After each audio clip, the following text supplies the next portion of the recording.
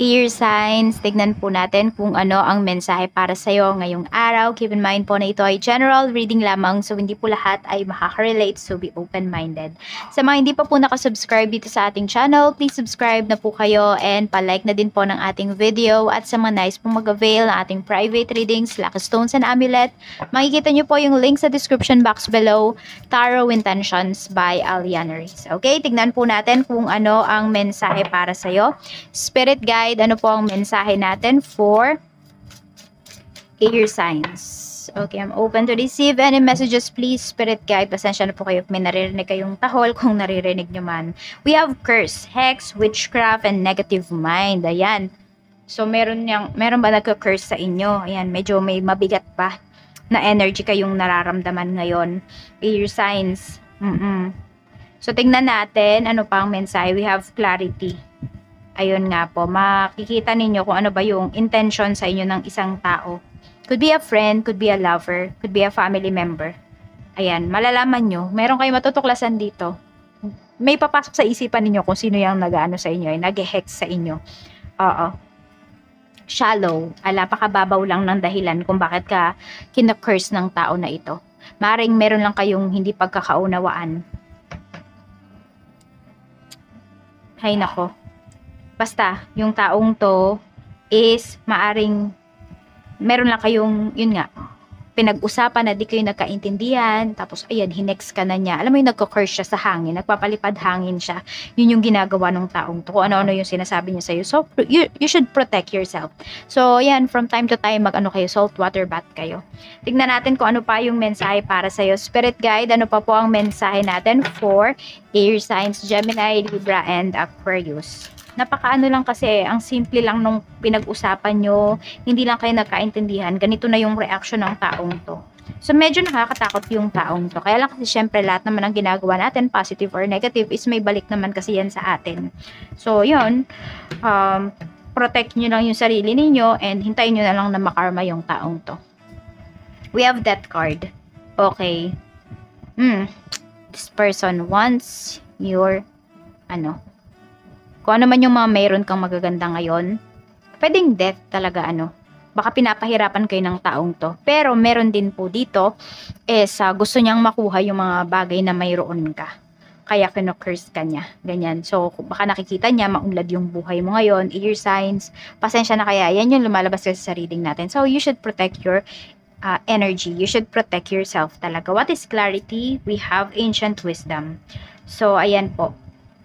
Sabi ko nga, malalaman nyo ngayon or meron kayong naiisip ngayon kung sino yung tao na yan na gumagawa sa inyo. Or basta bigla na lang may papasok sa isipan ninyo na name. So, yung tao na yan, yun, pwede nga may nasasabi sa inyong hindi maganda, ganyan, or hinehex talaga kayo, or baka nga yung iba, pwedeng gayuma, pwede rin naman na kayo ay kinukulam. So, we have shallow. Ayan, healing energy. So, ayan nga, sabi ko nga, is protect mo yung iyong energy. So, you should touch this card. Touch mo yung screen natin. Yan po, para maprotektahan kayo. Dadasalan ko siya, okay?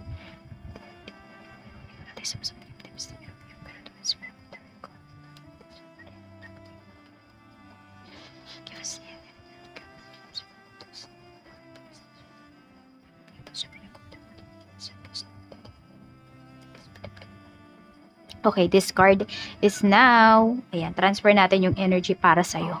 Okay, so touch mo yung card na yan, tapos magdasal ka.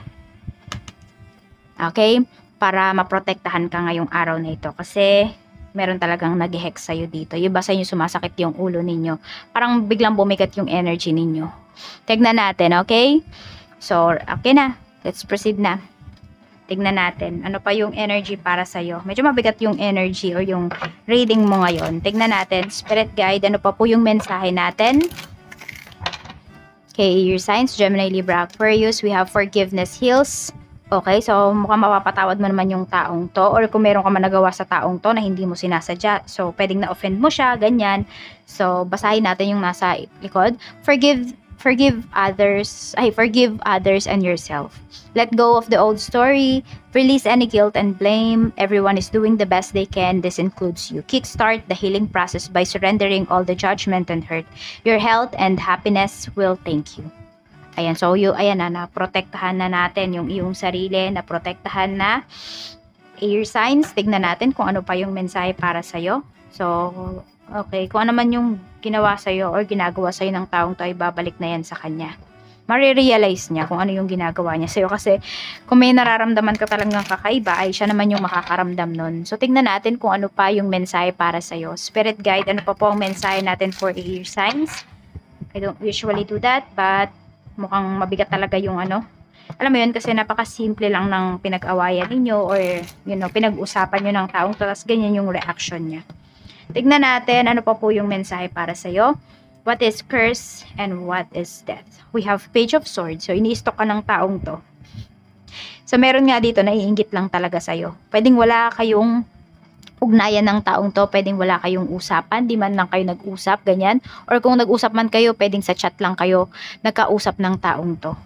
Okay, we have naman clarity, ancient wisdom, and we have 10 of swords. Kung meron kayong kailangang i-block ngayong araw na ito, i-block nyo na.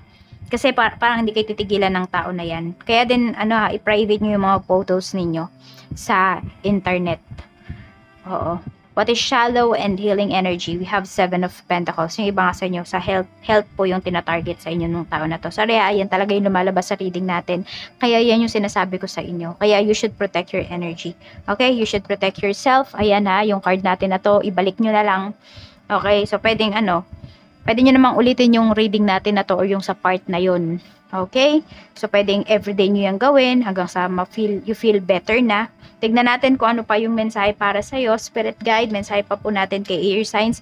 Gemini, Libra, Aquarius, Sun, Moon, Rising, and Venus Spirit Guide. I'm open to receive any messages please for air signs. Tignan natin, Spirit Guide, ano pa po ang mensahe natin? Spirit guide, alam mo kung anong letter pumasok sa isipan ko? Letter L. So, pwedeng merong letter L sa pangalan yung tao na yan. Tignan natin kung ano pa yung mensahe para sa'yo, Spirit guide. Ano po ang mensahe natin?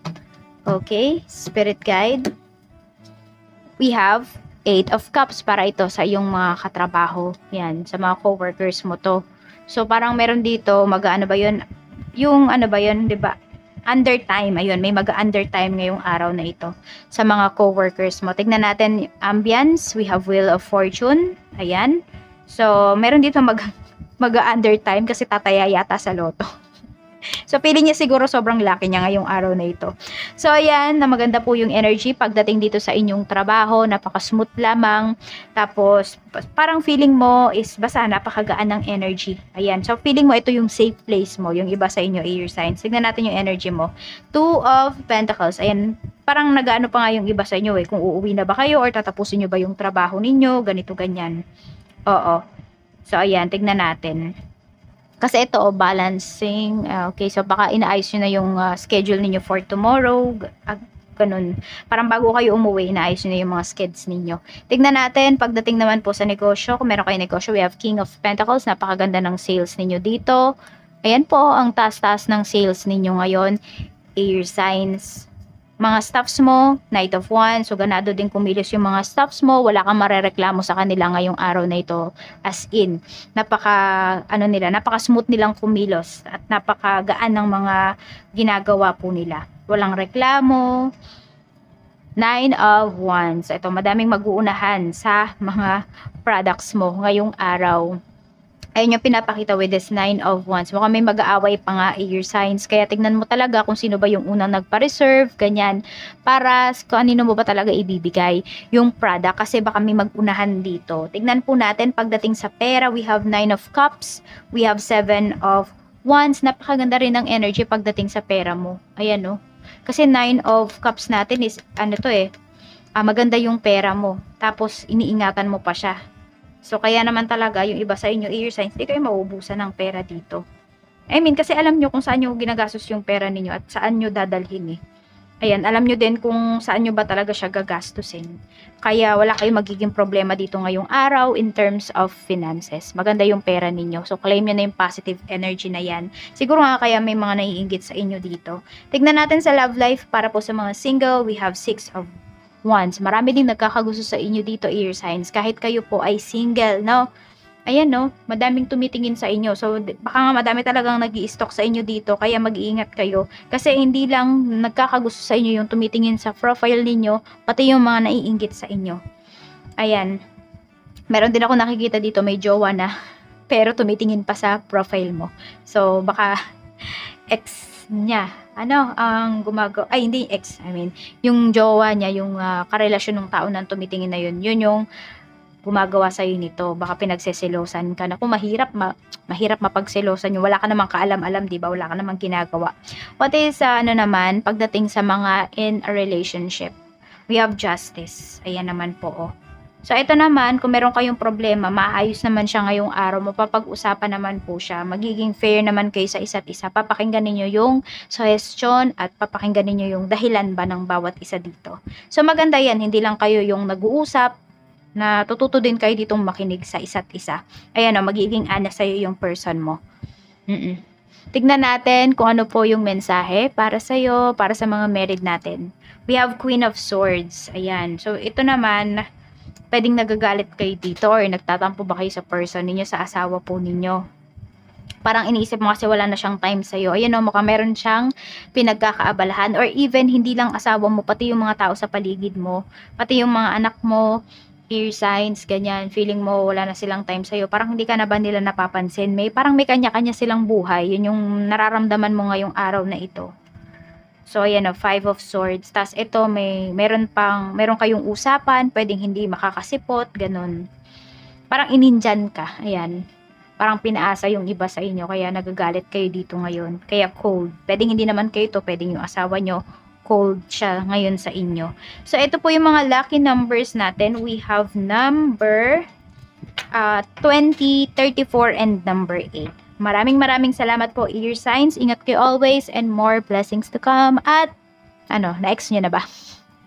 Hindi ako na makalimutan, mag-wish kayo. 1 wish lang po, 3 times ninyong ulitin. This is for you, ear signs. Gemini, Libra, and Aquarius. Bye-bye po!